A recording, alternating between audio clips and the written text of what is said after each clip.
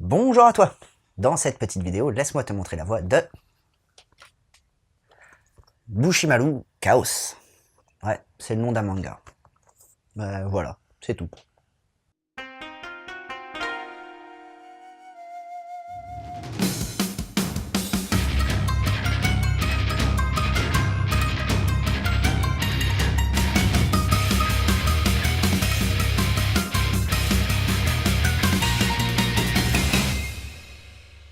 Le clan des corbeaux est sur la trace d'une traîtresse ninja, Byakuya.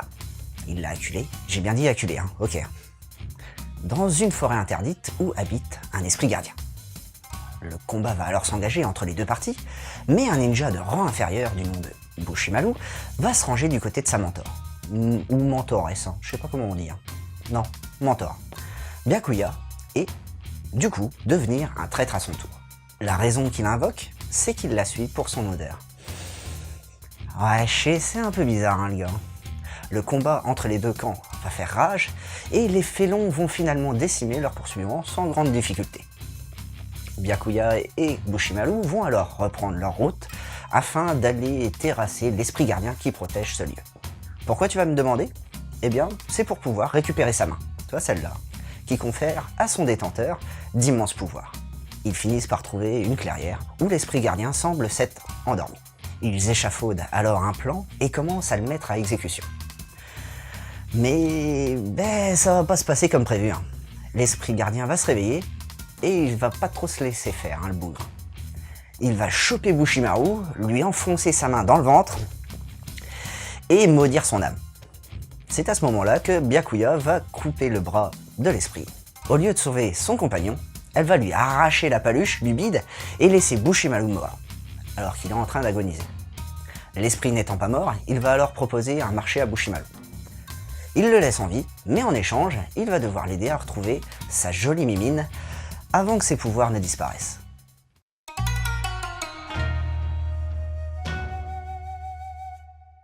Au niveau du style graphique, on a un trait qui est très fin et bourré de détails. De plus, on a un petit effet de crayonné qui rend l'ensemble fort sympathique. T'as aussi pas mal de nuances de gris et d'aplats de noir, ce qui rend l'univers du manga bien sombre. En ce qui concerne les arrière-plans, on reste sur la même lignée avec une foultitude de détails sur la plupart des décors, ce qui enrichit encore plus le manga. Tu peux ainsi te plonger réellement au cœur d'une forêt luxuriante ou même arriver sur un plateau de désert. Le tout en passant par une forêt de bambous géants. Au niveau des scènes de combat, on pourrait se laisser dire que l'auteur est allé dans la facilité et a utilisé à foison les traits de mouvement, pour donner du rythme et de l'intensité à celle-ci. Bon, alors certes, il utilise un peu de traits de mouvement, mais c'est pas dans tous les sens. Donc les scènes restent lisibles et en plus, ça donne juste ce qu'il faut comme intensité. C'est vraiment bien trouvé.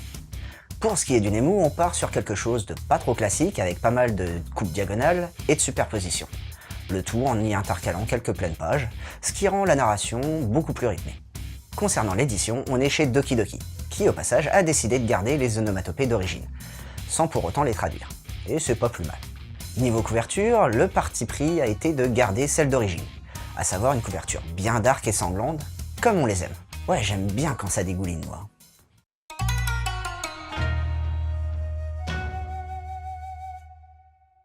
À la réalisation de ce manga, c'est le mangaka Ono Tsutomu.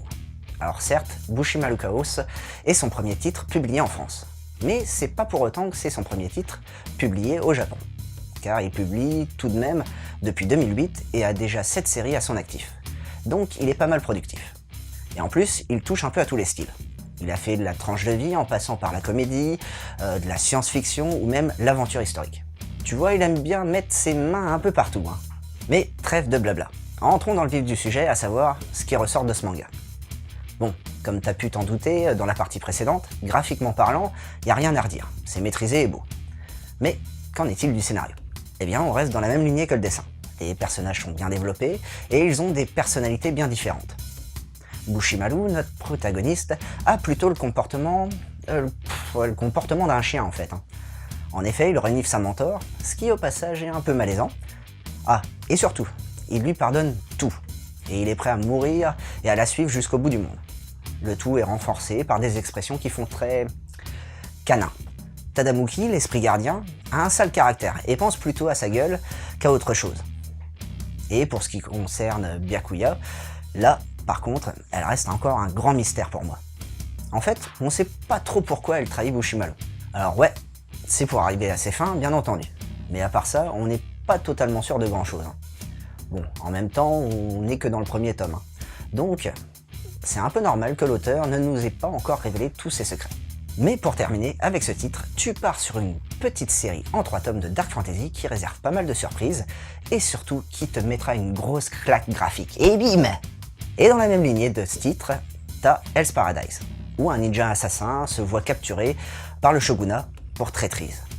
Mais plutôt que de l'exécuter, ils vont lui proposer un pacte. Ramener l'élixir d'immortalité qui se trouve sur une île mystérieuse en échange de sa liberté. Et si tu veux plus de détails sur ce titre, on a fait un petit manga dessus. Si tu veux, il y a aussi le titre Black Torch.